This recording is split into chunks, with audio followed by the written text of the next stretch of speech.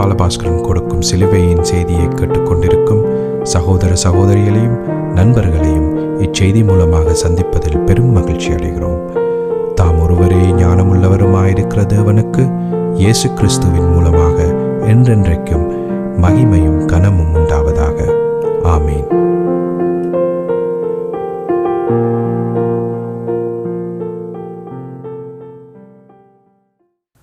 நான் போல் பாலபாஸ்கரன். நான் ஒரு இவாஞ்சலிஸ்ட். சிலுவையின் செய்தியில் இந்த நேரத்தில் என் சகோதரர்கள், என் சகோதரிகள், என் நண்பர்கள் எல்லோரையும் சந்திப்பதில் நான் பெரும் மகிழ்ச்சி அடைகிறேன். இந்த அருமையான நேரத்தை கர்த்தர் எங்களுக்கு ஒதுக்கி தந்தார்.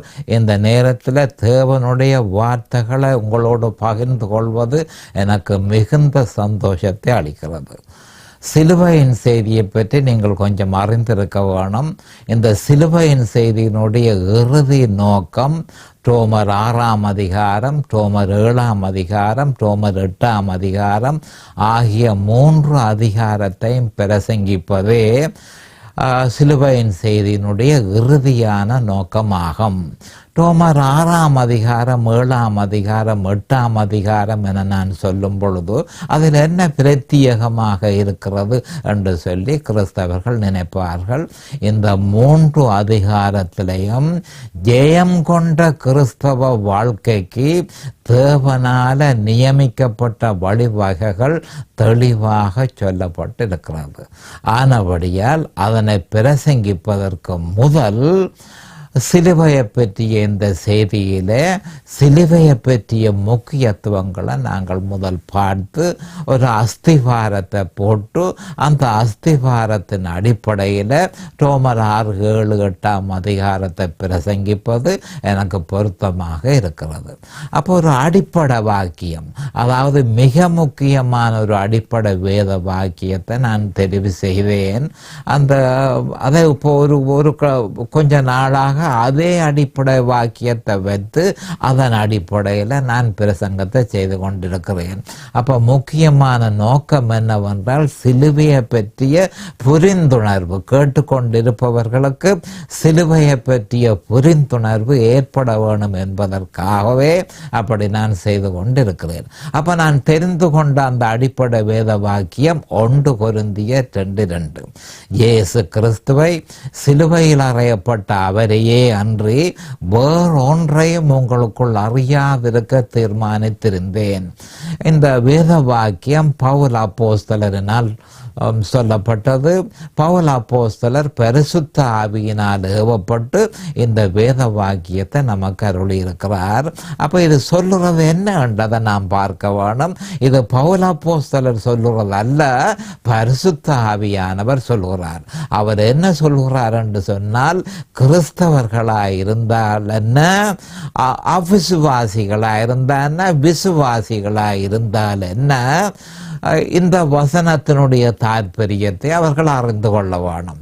இயேசு கிறிஸ்து என்ற மனுஷனை அவர்கள் அறிய வேணும்.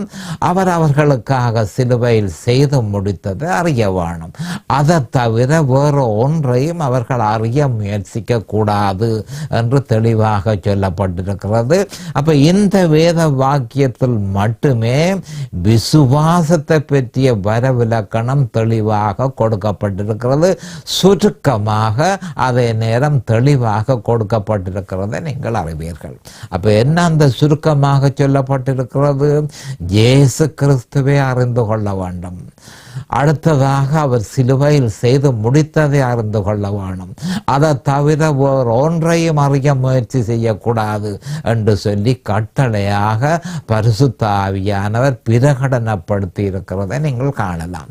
மிகுந்த முக்கியத்துவம் வாய்ந்த இந்த செய்தியினுடைய அடிப்படையிலேயே நான் மற்ற வேத வாக்கியங்கள் எல்லாவற்றையும் இதோட தொடர்பு படுத்தி சிலுவையினுடைய தாற்பயத்தையும் அதன் முக்கியத்தையும் நீங்கள் அறிந்து கொள்வதற்கு ஏதுவாக நான் பிரசங்கித்துக் கொண்டிருக்கிறேன். அப்போ இந்த முதலாவது நாங்கள் அறிய வேண்டியது என்னவென்றால், இந்த சிலுவையின் செய்தியினுடைய தாற்பயம் என்ன? தாற்பயம் முற்று முழுதுமாக இயேசு கிறிஸ்துவை அறிய வேணும். அவர் சிலுவையில் செய்து முடித்ததை அறிய வேணும். அதனை விசுவாசிக்க வேணும். விசுவாசித்து இயேசு கிறிஸ்துவோட இணைய வேணும். அவருடைய மரணத்துக்குள்ள இணைய வேணும். அவருடைய பாடுகளுக்குள்ள இணைய வேணும். அவரோடு அடக்கம் பண்ணப்பட வேணும். அவரோடு உயிர்த்தள வேணும். அவருக்குள் நிலைத்திருக்க வேண்டும் என்பதே குறிப்பாக அந்த முக்கியத்துவம் ஆகும். நாம் இப்பொழுது ஜெபத்திற்கு கடந்து செல்லுவோம். அருமையானங்கள் பிதாவே, உமக்கு சோஸ்திரம். பரலோகத்தின் தேவனே, உமக்கு சோஸ்திரம். உம்முடைய குமாரன் இயேசு கிறிஸ்துவை பலியாக சிலுவையில் ஒப்பு கொடுத்து அவருடைய வெளியேற பெற்ற இரத்தத்தினால் தேவரே நீரங்களை மீட்டு கொண்டதற்காக உமக்கு சோஸ்திரம். என் சகோதர சகோதரிகள் எல்லோரையும் தேவரில் ஆசீர்வதித்து உம்முடைய வேத வார்த்தைகளை அறிந்து கொள்ளக்கூடியதாக அவர்களுடைய ஆவிக்குரிய கண்களை திறந்து, ஆவிக்குரிய செவிகளை திறந்து, உணரக்கூடிய இருதயத்தை அவர்களுக்கு கொடுத்து, அருமையான பிதாவே, அவர்களை அபிஷேகிக்க வேணும் என்றும், அதே நேரம் அடியேனையும் அபிஷேகித்து அவர்களுக்கு நிதானமான முறையில் போதிக்கத்தக்கதாக உம்முடைய பரிசுத்த ஆவியானவர், அவரே போதகராக இருக்கிறார், அவரே ஆசிரியராக இருக்கிறார், அவரே போதகத்தை செய்ய வேணும் என்று இயேசு கிறிஸ்துவின் நாமத்தினால் கேட்டுக்கொள்கிறேன் பிதாவே. ஆமேன் and amen and amen. Hallelujah, hallelujah. Thank you Jesus. கடந்த செய்தியில் நான் குறிப்பாக உங்களோடு பகிர்ந்து கொண்டது, கடைசியாக நான் பகிர்ந்து கொண்டது என்னவென்றால், மத்தேயு இல்லை திராட்சை செடியை பற்றி, குறிப்பாக யோவான் 15:1 8 வசனம் வரையும் நாங்கள் பார்த்தோம். யோவான் 15ஆம் அதிகாரத்தில் 1 வசனத்திலிருந்து 8 வசனம் வரையும். ஆனால் அது மத்தேயுவில் நாங்கள் ஒரு குறிக்கப்பட்ட ஒரு வசனத்தில் நாங்கள் நிப்பாட்டி அதற்கு பிறகு நாங்கள் இந்த வசனத்தை பார்த்ததை நீங்கள் அறிந்திருக்கிறீர்கள். மத்தேயு 13:8 வந்த பிறகு அந்த 13:8 சொல்லப்பட்டது என்றால், சில விதையோ நல்ல நிலத்தில் விழுந்து சிலது 100ஆகவும் சிலது 60ஆகவும். மறுபடியும் வாசிக்கிறேன். மத்தேயு 13:8 சில விதையோ நல்ல நிலத்தில் விழுந்து சிலது 100ஆகவும் சிலது 60ஆகவும் சிலது 30ஆகவும் பலன் தந்தது என்று சொல்லி நான் அந்த வசனத்தில் யோவான் 15:1-8 பற்றி சொல்லப்பட்டிருக்கிறத நான் உங்களுக்கு கூறியிருந்தேன். அது என்னென்று சொன்னால், இந்த வசனம் சொல்லுவது என்னென்றால், அது எப்படி 30ஆகவும் அது எப்படி 60ஆகவும் அது எப்படி 100ஆகவும் ஒரு கிறிஸ்தவன் வளருகிறான், அவனில் கனி உண்டாக்கப்படுகிறது, அது எப்படி நடைபெறுகிறது என்ற ரகசியம் வந்து யோவான் 15:1-8 சொல்லப்பட்டிருக்கிறது. அப்போ யோவான் 15:8 வசனத்தில் குறிப்பாக என்ன மாதிரி என்று சொன்னால் சொல்லப்பட்டிருக்கிறது, நீங்கள் மிகுந்த கனிகளை கொடுப்பதனால் என் பிதா மகிமைப்படுவார். நீங்கள் மிகுந்த கனிகளை கொடுப்பதனால் என் பிதா மகிமைப்படுவார், எனக்கும் சிஷ்யராக இருப்பீர்கள் என்று சொல்லப்பட்டிருக்கிறது. அப்போ இயேசு கிறிஸ்து சொல்லி இருக்கிறார், இயேசு கிறிஸ்து மரித்தது வீணாக போக வேண்டிய அவசரம் இல்லை. அவருடைய மரணம், சிலுவையில் அவருடைய மரணம், அதனை விசுவாசிக்கிறவர்களுக்கு அதிகமாக கனியை கொடுக்கிறது என்பதை நாம் அறிந்து கொள்ள வேண்டும். அப்படி நீங்கள் விசுவாசிக்கும் பொழுது, இயேசு கிறிஸ்துவை விசுவாசிக்கும் பொழுது, அவர் சிலுவையில் செய்து முடித்ததை விசுவாசிக்கும் பொழுது, அந்த விசுவாசத்தில் நிலைத்திருக்கும் பொழுது என் பிதா மகிமைப்படுவார். என் பிதா மகிமைப்படுவார் என்று சொல்லப்பட்ட அதே நேரம் நீங்கள் எனக்கும் சிஷ்யர்களாக இருப்பீர்கள். நீங்கள் எனக்கும் சிஷ்யராக இருப்பீர்கள் என்று சொல்லப்பட்டிருக்கிறது. அப்ப நாம் அறிய வேண்டியது என்னமாவது என்றால், எப்படி நம்முடைய ஆண்டவராகிய இயேசு கிறிஸ்துவுக்கு நாங்கள் சிஷ்யராக இருப்பது. ஒவ்வொரு கிறிஸ்தவனும் சிஷ்யனாக இருக்கிறான். ஒவ்வொரு born again கிறிஸ்டியன்ஸும் அவருக்கு சிஷ்யனாக இருக்கிறான். எப்படி அப்ப நாங்கள் அவரோட சிஷ்யராக இருக்க முடியும் என்ற கேள்வி உடனடியாகவே அநேகமான கிறிஸ்தவர்களுக்கு அது எப்படி நாங்கள் சிஷ்யராக இருப்பதென்று அவர்கள் நினைக்கக்கூடும். அதுக்கு தெளிவாக நம்முடைய ஆண்டவராகிய இயேசு கிறிஸ்து பதில் கூறி இருக்கிறார். அதை பற்றியே நான் உங்களோட பார்த்தேன்.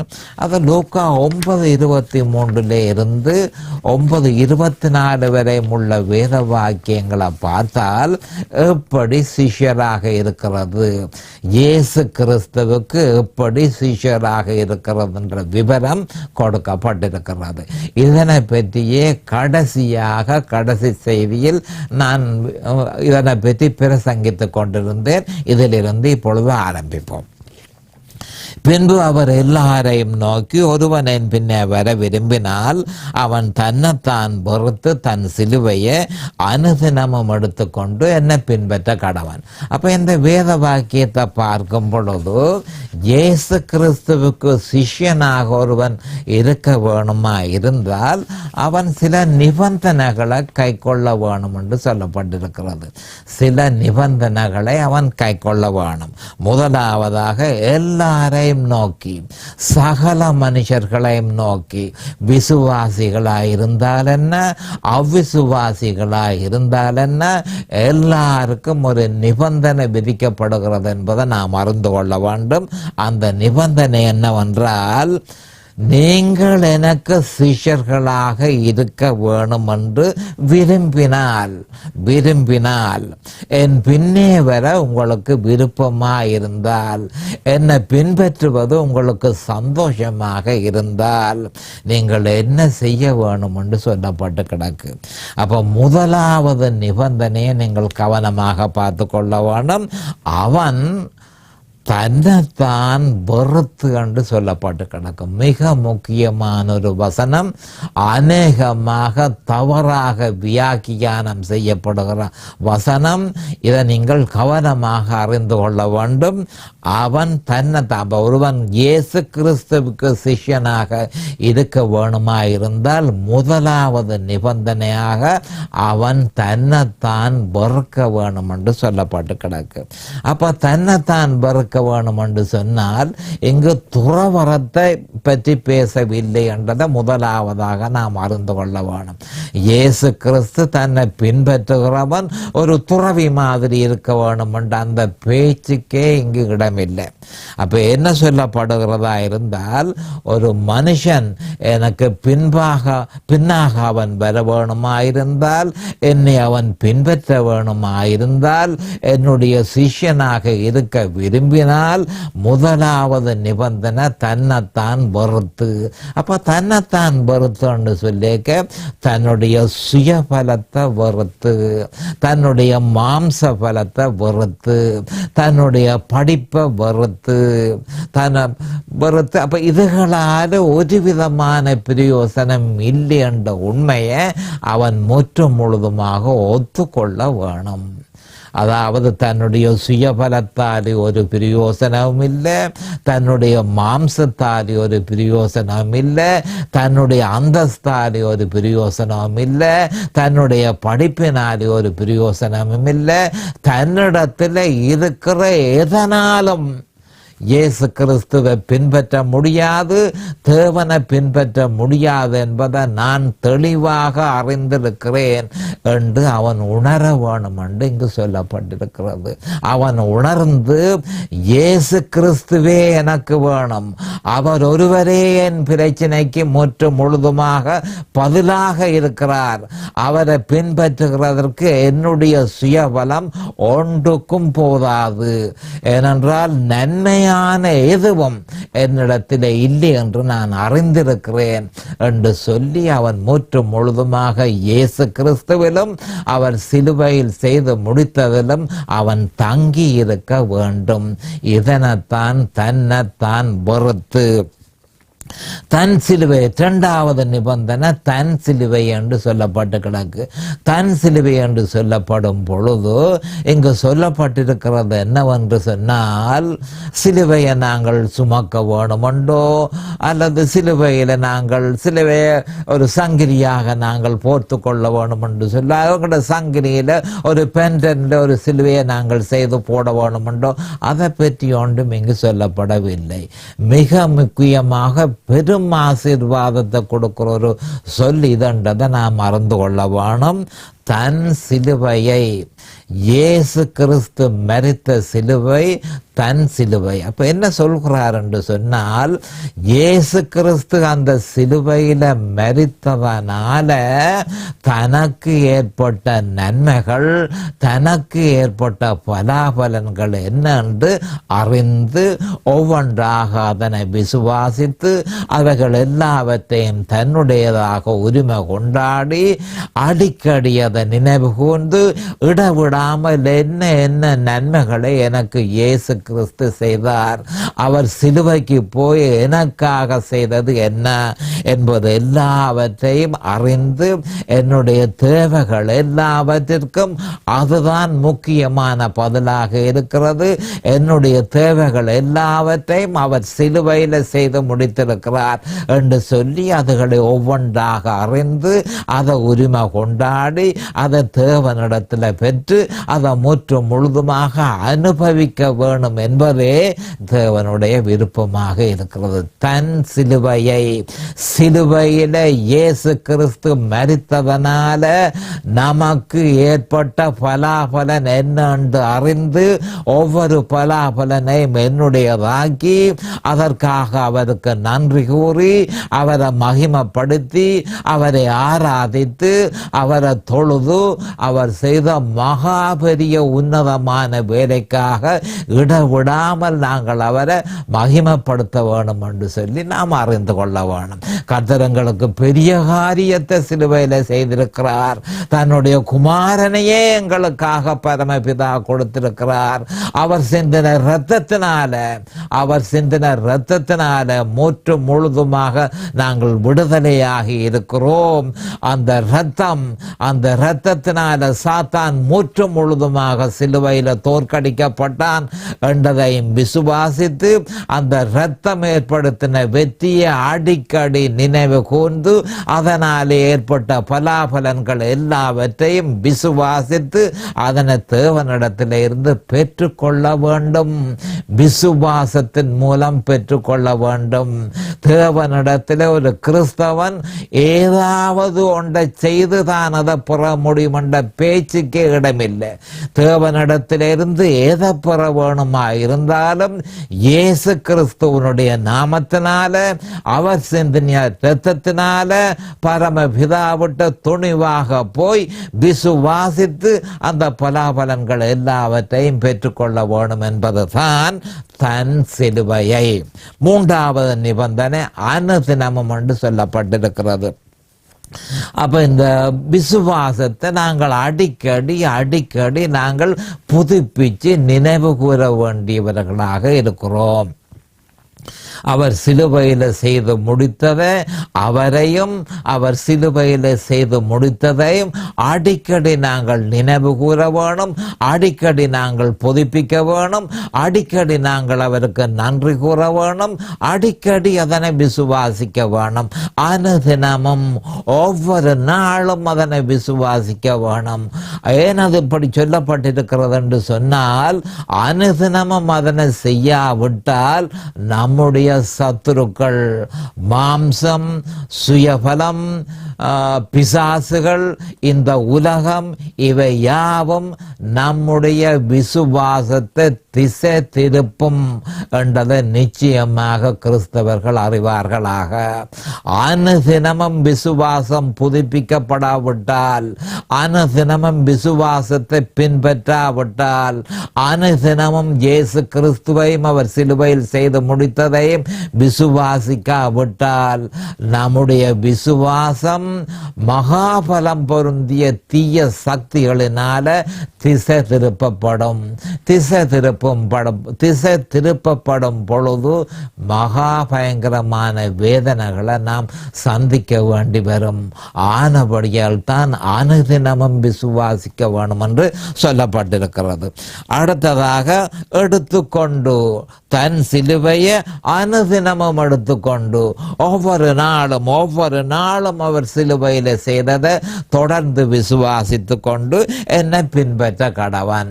அப்ப இயேசு கிறிஸ்துவை நாம் பின்பற்ற வேணுமா இருந்தால் சிலுவையை தூக்காமல் நாம் பின்பற்ற இயலாது. இது ஒரு உண்மையை நாம் அறிந்து கொள்ள வேணும்.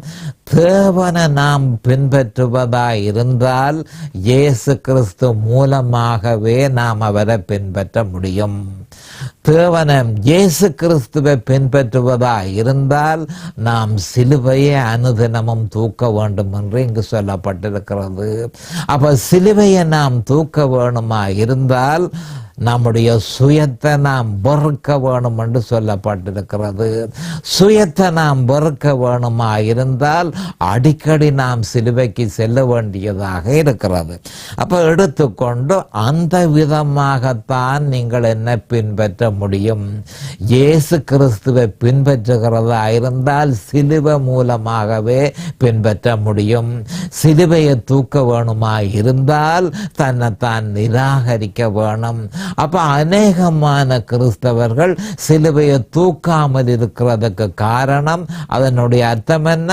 அவர் சிலுவையில செய்து முடித்த பலாபலன்களை விசுவாசிக்காமல் இருக்கிறதற்கு முக்கியமான காரணம் அவர்கள் தன்னைத்தான் வெறுக்கவில்லை. அப்ப வெறுக்காதவர்கள் சிலுவையை தூக்க மாட்டார்கள். சிலுவையை தூக்காதவர்கள் இயேசு கிறிஸ்துவை பின்பற்ற மாட்டார்கள் என்பது தெளிவாக சொல்லப்பட்டிருக்கிறது. அப்ப இயேசு கிறிஸ்துவை பின்பற்றுகிறதற்கு சில வேத வாக்கியங்கள் இங்கு தரப்பட்டிருக்கிறது. நான் அதை உங்களுக்கு வாசிக்கிறேன், நீங்கள் எழுதிக் கொள்ளுங்கள். தேவையானால் அது உங்களுக்கு உபயோகமாக இருக்கும். ரோமர் 6:3-5, ரோமர் 6:11, ரோமர் 6:14, ரோமர் 8:1-2, ரோமர் 8:11, 1 கொரிந்தியர் 1:17-18, 1 கொரிந்தியர் 1:21, 1 கொரிந்தியர் 1:23, 1 கொரிந்தியர் 2:2, கலாத்தியர் 6:14, எபேசியர் 2:13-18, கொலோசியர் 2:14-15. இந்த வேத வாக்கியங்கள் எல்லாம் சிலுவையை பற்றி சொல்கிறது. அப்ப சிலுவையை பற்றிய விசுவாசம் பலப்பட வேணுமாயிருந்தால் இந்த வேத வாக்கியங்களுடைய தாற்பயத்தை ஒரு கிறிஸ்தவன் நிச்சயமாக அறிய வேண்டும். அதற்காகவே தரப்பட்டிருக்கிறது. 24வது வசனம், லூக்கா 9:23 பார்த்தோம். இப்பொழுது லூக்கா 9:24 பார்ப்போம். தன் ஜீவனை ரட்சிக்க விரும்புகிறவன் அதை இழந்து போவான். என் நிமித்தமாக தன் ஜீவனை இழந்து போகிறவன் அதை ரட்சித்துக் கொள்ளுவான் என்று சொல்லியிருக்கிறார். அப்ப லூக்கா 9:23 சொன்ன பின்பு 24ஆம் வசனத்தில் ஜீவன் என்று சொல்லியிருக்கிறார். தன் ஜீவன் என்று சொன்னால் இந்த மனுஷன் தன்னுடைய சுயபலத்தினால உழைத்து பெற்ற சகல நன்மைகளையுமே தன் ஜீவன் என்று சொல்லியிருக்கிறார். அப்ப பாவியாக பிறந்த மனுஷன், கடவுளை அறியாத மனுஷன், அவனுக்கு கடவுளுன்ற பலம் இல்லாதபடியினால் தன் சுயபலத்திலே அவன் நம்பிக்கை கொண்டு தன் சுயபலத்தினால அதிகமான ஜீவனை தான் வாழுகிறதுக்கு அதிகமான ஜீவனை அவன் சேகரித்து வைத்திருக்கிறான். உதாரணமாக அவனுடைய படிப்பு, அவனுடைய உத்தியோகம், அவனுடைய அந்தஸ்து, அவனுடைய சமூக அந்தஸ்து, இப்படியாக ஏராளமான விஷயங்களை அவன் தன்னுடைய சுயபலத்தால சேகரித்து வைத்திருக்கிறான். அது கூடாதென்று நான் சொல்லவில்லை. ஆனால் அதில் இருக்கிற ஆபத்து என்னவென்றால், இயேசு கிறிஸ்துவை ஏற்றுக்கொண்ட உடனே, இயேசு கிறிஸ்துவை ஏற்றுக்கொண்ட உடனே அந்த சுயபலத்தை அவன் தள்ளிவிட வேணும். அவன் அந்த ஜீவனை நம்பக்கூடாது, அந்த ஜீவனில் அவன் தங்கி இருக்கக்கூடாது என்பதற்காகவே இங்கு சொல்லப்பட்டிருக்கு. தன் ஜீவனை ரட்சிக்க விரும்புகிறவன் இயேசு கிறிஸ்துவை விலக்கி தன்னுடைய பலத்தினால சேகரித்த பலன்களால கடவுளுக்கேற்ற முறையில் வாழ ஒருவன் முயற்சிப்பானாயிருந்தால் தன் ஜீவனை ரட்சிக்க விரும்புகிறவன் அதை இழந்து போவான், மூற்று முழுதுமாக அதை இழந்து போக நேரிடும் என்று சொல்லியிருக்கிறார். என் நிமித்தமாக தன் ஜீவனை இழந்து போகிறவன் அதை ரட்சித்துக் கொள்ளுவான். என் நிமித்தமாக இயேசு கிறிஸ்துவையும் அவர் சிலுவையில் செய்து முடித்ததையும் விசுவாசித்து அவரில் முற்று முழுதுமாக தங்கி இருக்கிறவன் தன்னுடைய ஜீவனை இழந்து போவான். அதே நேரம் அவன் மகாபலனை அவன் பெற்றுக்கொள்ளுவான், தேவ பலனை அவன் பெற்றுக்கொள்ளுவான். அப்போ அந்த ஜீவனை, உண்மையான ஜீவன் என்ன என்று அவன் கண்டபடியினால் அந்த ஜீவனை அவன் பெற்றுக்கொள்ளுவான். இயேசு கிறிஸ்து தான் அந்த ஜீவன் என்பதை அவன் அறிந்து கொள்ளுவான். தன்னுடைய ஜீவனால் ஒரு பிரயோசனமும் இல்லை, தன்னுடைய சுயபலத்தால் சேகரித்த அதனால ஒரு பிரயோசனம் இல்லை. இயேசு கிறிஸ்துவே ஜீவன், அவர் என்னட்ட இருக்கும் பொழுது மற்ற ஜீவன்கள் ஒன்றும் எனக்கு தேவையில்லை என்று சொல்லி அதை ரட்சித்து கொள்ளுவான் என்று சொல்லப்பட்டிருக்கிறது. அப்ப ஜீவன் உண்மையிலே யார் என்று சொன்னால் இயேசு கிறிஸ்து. அப்ப இயேசு கிறிஸ்து ஒருவன் மனவார ஏற்றுக்கொண்டு அவரை தன்னுடைய இருதயத்தில் அவர் வந்து ஒரு மனுஷனுடைய இருதயத்தில் வாசம் செய்யும் பொழுது அவரே ஜீவனாக இருக்கிறார். அவரை விட வேறு ஒரு ஜீவனும் தனக்கு தேவையில்லை. அப்ப என் நிமித்தமாக இயேசு கிறிஸ்துவை ஏற்றுக்கொண்டதன் நிமித்தமாக வேறு ஒரு ஜீவனுக்கு மனுஷன் போக மாட்டான். ஏன்? அவன் இப்பொழுது உண்மையான ஜீவனை அவன் பெற்றுக்கொண்டான். அந்த ஜீவன் இயேசு கிறிஸ்துவே. இதைத்தான் யோவான் 14:6 சொல்லப்படுகிறது. நானே வழியும் சத்தியமும் ஜீவனுமாயிருக்கிறேன், என்னாலே அல்லாமல் ஒருவனும் பிதாவினிடத்தில் வரான் என்று சொல்லி நம்முடைய கர்த்தராகிய இயேசு கிறிஸ்து சொல்லியிருக்கிறார். நானே ஜீவன், வேறு ஒரு ஜீவனும் கிடையாது என்று தெளிவாக சொல்லியிருக்கிறார். ஆனபடியால் மனுஷன் தன்னுடைய ஜீவனிலே ஒரு பிரயோசனமும் இல்லை, நான் இப்பொழுது உண்மையான ஜீவனை பெற்றிருக்கிறேன் என்று சொல்லி அவன் தன்னை மேன்மைப்படுத்த முடியும் என்று ஏற்கனவே வேத வாக்கியங்கள் உறுதிப்படுத்துகிறது. 25ஆம் வசனத்தை நாங்கள் பார்க்கும் பொழுது, மனுஷன் உலகம் முழுவதையும் ஆதாயப்படுத்தி கொண்டாலும் தன்னைத்தான் கெடுத்து நஷ்டப்படுத்தினால் அவனுக்கு லாபம் என்ன? அப்ப இங்க என்ன சொல்லப்படுகிறது என்று சொன்னால், உன்னுடைய ஜீவனை நீ வைத்திருந்து உன்னுடைய ஜீவனால இந்த முழு உலகத்தையும் நீ ஆதாயப்படுத்தி கொண்டாலும், முழு உலகத்தையும் ஆதாயப்படுத்தி கொண்டாலும் கடைசியில தன்னுடைய ஆத்துமாவை இழந்து போனால் அதனால லாபம் என்ன என்பதை சிந்தித்து பார்க்க வேணும். அப்ப ஜீவனில நம்பிக்கை கொண்டு இந்த முழு உலகத்தையும் ஆதாயப்படுத்தி கொண்டாலும் மனுஷன் ஒரு உண்மையை அறிந்தே ஆக வேணும். அந்த உண்மை என்ன?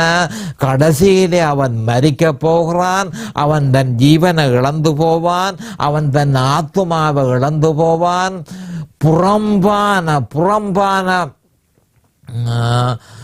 புறம்பான இடத்தில் அவன் தள்ளப்படுவான் என்று தெளிவாக சொல்லப்பட்டிருக்கு. புறம்பாக தள்ளப்படுவான். அப்படி தள்ளப்படும் பொழுது அவனுக்கு என்ன லாபம்? அவன் பாதாளத்துக்குள்ளே அவன் எரியும் பொழுது அவனுக்கு என்ன லாபம்? அதைத்தான் இங்கு சொல்லப்பட்டிருக்க. மனுஷன் உலகம் முழுவதையும் ஆதாயப்படுத்தி கொண்டாலும் தன்னைத்தான் கெடுத்து நஷ்டப்படுத்தினால் அவனுக்கு லாபம் என்ன? இப்பொழுது நேரம் நேரம் கடந்து விட்டது. நாளை இதே நேரம் உங்கள் எல்லோரையும் நான் சந்திக்கும் வரை கர்த்தராகிய இயேசு கிறிஸ்துவின் நாமத்தினால் நான் உங்களை ஆசீர்வதிக்கிறேன். அவருடைய கிருபையும் இரக்கமும் உங்களோடு தாராளமாக இருப்பதாக இயேசுவின் நாமத்தில் பரிசுத்த பிதாவே. ஆமென் and amen and amen. இந்த சிலுவையின் செய்தியை கேட்பவர்கள் அதன் ஆவிக்குரிய பலனை பூரணமாக அடைய வேண்டும் என்பதே நம்முடைய பிரார்த்தனையாகும். தொலைபேசி மூலம் தொடர்பு கொள்ள விரும்புவோர் 647-465-1224 மூலமும், இமெயில் மூலம் தொடர்பு கொள்ள விரும்புவோர் paulbalabhaskaran@gmail.com மூலமும் தொடர்பு கொள்ளலாம்.